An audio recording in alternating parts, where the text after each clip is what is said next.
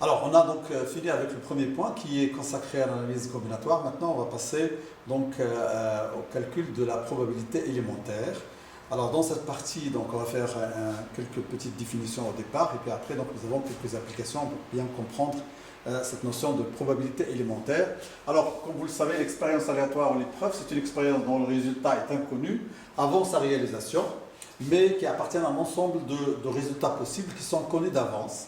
Alors, l'ensemble fondamental, c'est l'ensemble des cas, l'ensemble de tous les résultats possibles, qu'on connaît au préalable, au départ. L'événement, il représente un résultat de l'expérience. Il y a donc on fait la différence entre l'événement quelconque et l'événement impossible et l'événement certain. L'événement certain, c'est l'événement qui a la probabilité égale à 1. Et l'événement impossible, la probabilité est égale à 0. Alors, l'événement élémentaire ou simple ou éventualité, il correspond à un seul résultat. Alors, l'événement composé A union B, c'est la réunion de A union B. C'est l'ensemble des éléments qui appartiennent à A ou qui appartiennent à B. L'événement A inter B donc, correspond à l'ensemble des éléments qui appartiennent à A et qui appartiennent en même temps à B. Alors, les événements incompatibles, donc la réalisation de l'un exclut la réalisation de l'autre.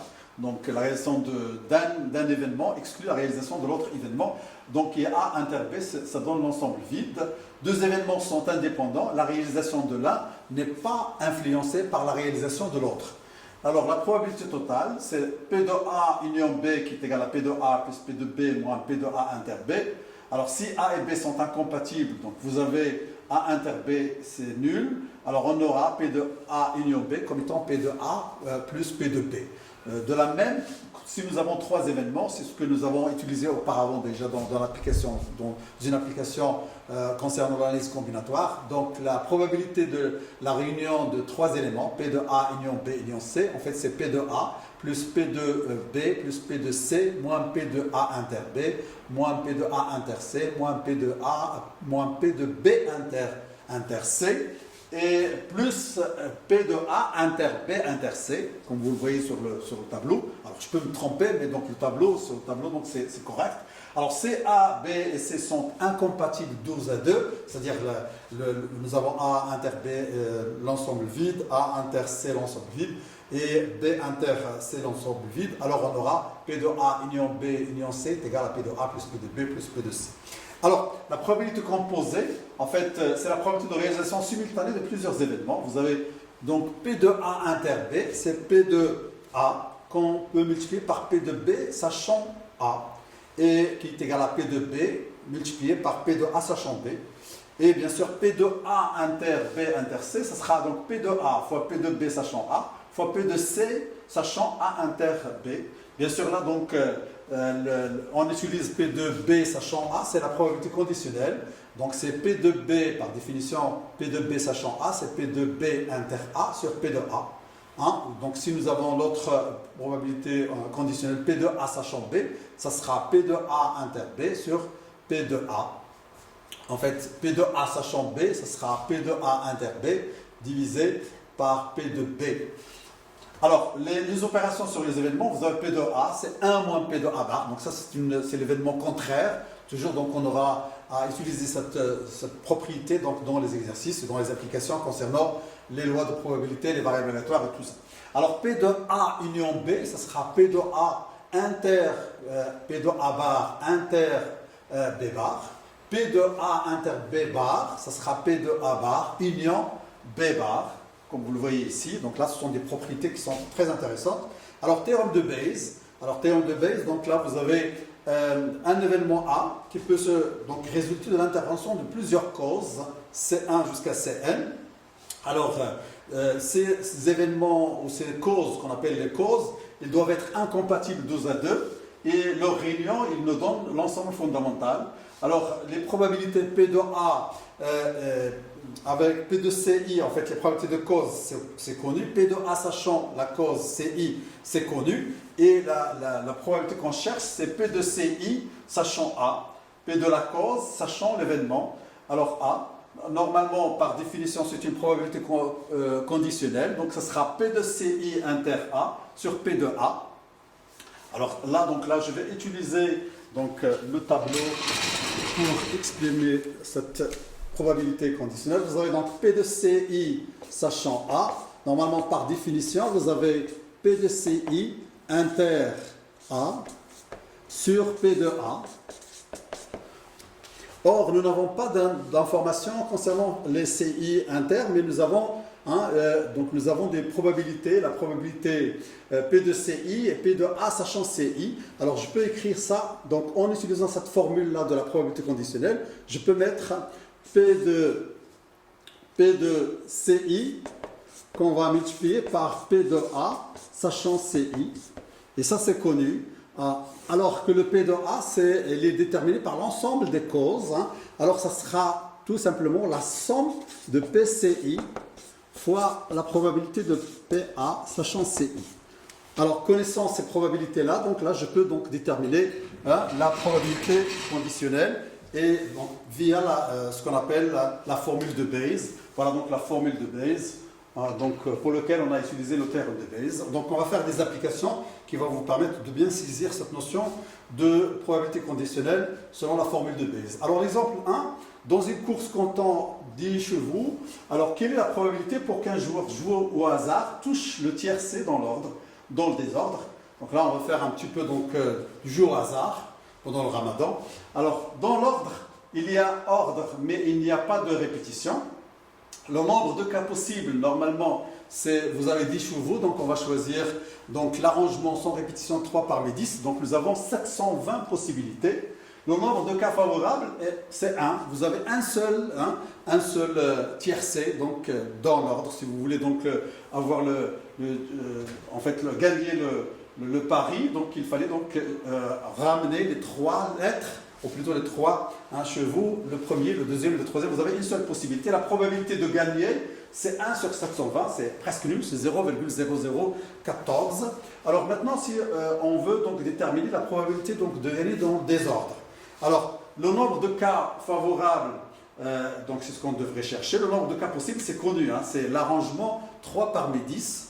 Donc, nous aurons 3 factoriels moins 1. Donc, 3 factoriels, en fait, nous avons les permutations de 3 chiffres qui sont gagnants, donc là dans le désordre, soit dans le premier, le deuxième, le troisième, donc on peut avoir le troisième permutant le premier, et ainsi de suite, donc on permute les 3 premiers, mais on va éliminer le gain, en fait, la possibilité de gagner le tiercé dans l'ordre. Donc nous aurons 5, c'est le nombre de cas favorables sur 720, ça donne 0,0069. Donc les deux probabilités, c'est proche de 0. Donc là, je vous conseille de ne pas jouer au tiercé. Alors l'exercice 2. Alors on jette 2 dés. Alors quelle est la probabilité d'amener un total de 8? Si on jette 3 dés, quelle est la probabilité d'obtenir une somme inférieure à 7? Alors le nombre de cas possibles, nous avons l'arrangement de 2 parmi 6. Donc c'est les arrangements avec répétition, donc 6 au carré, c'est 36. Alors, quelle est donc la probabilité d'amener un total de 6? Le nombre de cas favorables, le nombre de couples formés de 2 points ayant une somme de 8. Donc là, vous avez 2, 6, 3, 5, etc. Donc vous avez 5 couples. Alors la probabilité d'amener un total de 8, c'est 5 sur 36. Alors, en fait, la deuxième question, si on jette 3 dés cette fois-ci, quelle est la probabilité d'obtenir une somme inférieure à 7? Alors, le nombre de cas possibles, c'est toujours arrangement sans répétition, en fait, arrangement avec répétition 3 de 6, donc c'est 6 à la puissance 3, ça donne toujours, en fait, 216. Alors, le nombre de cas favorables est égal au nombre de triplés. Donc, cette fois-ci, on va choisir les triplés qui vont nous ramener un total de 7 points. Alors, nous aurons donc 21 triplés qui répondent à cette possibilité. Et on aura donc le nombre de cas de triplés, c'est 21. Et la probabilité, vous avez en fait 21 normalement sur 720.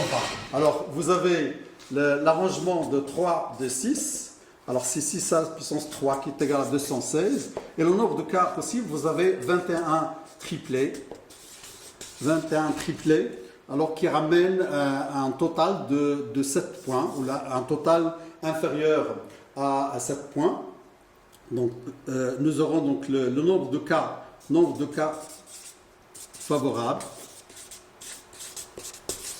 sur le nombre de cas possibles.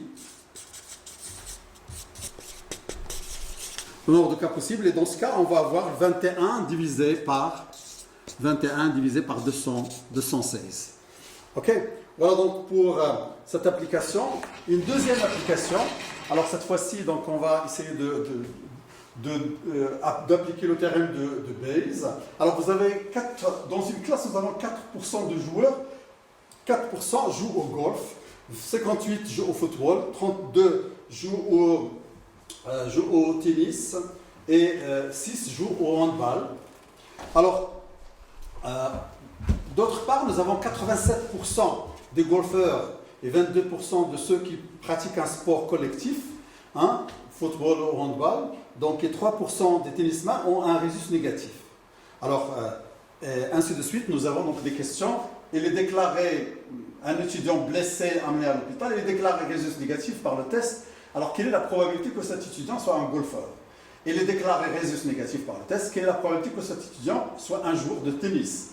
Et il est déclaré résus positif cette fois-ci. Quelle est la probabilité que cet étudiant soit un joueur pratiquant le sport? Alors, ces informations, on va les mettre sous forme d'événements. Alors, nous avons ces informations-là. On va les revoir pour répondre à la question. La première question, il est déclaré résus négatif. Alors, quelle est la probabilité que cet étudiant soit un golfeur? Donc, on va chercher P de G. On cherche P de G sachant R en utilisant le théorème de Bayes. Alors, ce sera du golfeur, de l'étudiant qui joue au golf, fois P du résus négatif, sachant que le joueur joue au golf, sur P de normalement c'est P de R, le résus négatif. Donc ça peut être un golfeur, ça peut être un tennisman, ça peut être un étudiant qui joue au handball, etc. Donc là vous avez donc le théorème de Bayes. Alors et on a toutes les informations, donc et on peut trouver la probabilité. Alors donc ça sera P de G fois P de R sachant G. Alors on va retrouver cette probabilité au dénominateur aussi. Donc P de T, tennis, donc joueur de tennis, P de résus négatif sachant tennis. Tout ça, donc, on le tire à partir donc, des données. Et probabilité donc, que l'étudiant joue au handball ou au football, donc un sport collectif. Et voilà, donc nous avons 0,1879, c'est la probabilité, 18,62%. Donc c'est cette probabilité-là, donc recherchée. La deuxième question, il est déclaré résus négatif par le test. Quelle est la probabilité que cet étudiant soit un joueur de tennis? Alors, on cherche P de T, sachant R. Alors, donc on va changer, parce que nous avons les informations qui concernent P de T fois P de R sachant T. Alors, normalement, P de T sachant R, donc c'est une probabilité conditionnelle. Vous avez P de T sachant R. Normalement, c'est P de T inter R. Donc, il joue au tennis et en même temps, il est résus négatif sur P de R. Alors, donc, les informations dont nous disposons, c'est P de R sachant T fois P de T. Et la même chose pour P de R, nous avons normalement, c'est la somme de P de R et joue donc un sport déterminé, un sport I, avec I qui varie de 1 à 4. Nous avons tennis, nous avons le golf, nous avons normalement à 3. Alors le sport collectif est tennis et golf. Voilà donc, et après ça, donc cette probabilité-là, ce n'est rien d'autre que celle-ci. Alors on aura à la place, donc au dénominateur, on peut donc avoir la somme de ce que nous avons au numérateur. Et voilà donc le résultat. Vous avez P de T fois P de R sachant T. Alors c'est P de G fois P de R sachant G. P de T, donc de la même manière que l'exercice, que la question précédente. Alors là, nous avons 5,18%. C'est la probabilité qu'un étudiant joue au tennis, sachant qu'il est déclaré résus négatif. Maintenant, on cherche la probabilité qu'un étudiant soit un joueur appliquant le sport collectif, sachant qu'il est déclaré déjà résus négatif. Alors, P de C sachant R bar. Alors, ça sera P de C fois P de R bar sachant C. Alors, et la même chose, donc on va le retrouver au dénominateur. Et là, bien sûr, là, on devrait donc changer, à partir de P de R, ça change G, on peut tirer P de R bar, ça change G, donc c'est la différence, c'est 1 moins 0,87. P de R bar, sachant T, c'est 1 moins P de R, sachant T. Ça nous donne la probabilité contraire, etc. Voilà donc pour voilà l'application, et merci pour votre attention.